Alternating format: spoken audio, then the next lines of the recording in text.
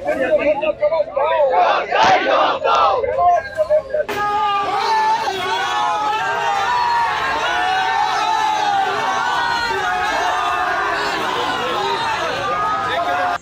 BJP সভাপতি শ্রমিক ভট্টাচার্যের উপর তৃণমূল কংগ্রেস বিক্ষোভ করেন। এই হামলার প্রতিবাদে বারাসাত ব্যারাকপুর রোড সুভাষনগর অবরোধ করে বিজেপি যুব মোর্চার কর্মীরা অবস্থান বিক্ষোভ করে।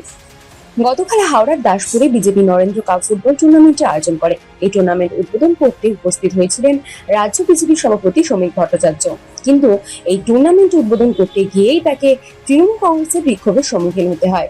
গতকাল পশ্চিমবঙ্গ বিজেপি সভাপতি শ্রমিক ভট্টাচার্য যখন নরেন্দ্র কাপ ফুটবল টুর্নামেন্ট উদ্বোধন করতে যান, তখন টিএমসির ক্রীড়ামন্ত্রী মনোজ তিওয়ারির নেতৃত্বে শ্রমিক ভট্টাচার্যের ওপর বিক্ষোভ চালান টিএমসি কর্মীরা।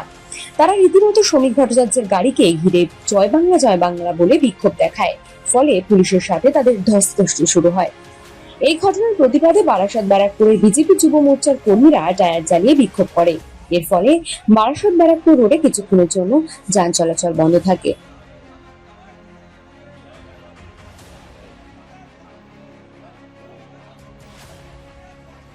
আজকে হাওড়ায় নরেন্দ্র কাপ উদ্বোধনে যাচ্ছিলেন আমাদের রাজ্য সভাপতি, তার উপর তৃণমূল কংগ্রেসের দুষ্কৃতী সংগঠন আইএনটিটিউসি হামলা করেছে।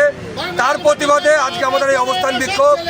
আগামী 24 ঘন্টার মধ্যে যদি যারা হামলা করেছে তাদেরকে গ্রেপ্তার না করা হয়, আজকে আমরা 5 মিনিট বিক্ষোভ করে আমরা বিক্ষোভ তুলে নিচ্ছি, কিন্তু আগামী 24 ঘন্টার মধ্যে যদি গ্রেপ্তার না হয় তাহলে আমাদের এই আন্দোলন 24 ঘন্টার দিকে আমরা এগোবো। পুরো বারাসাত সমগ্র মধ্যমগ্রাম আমরা স্তব্ধ করে দেবো।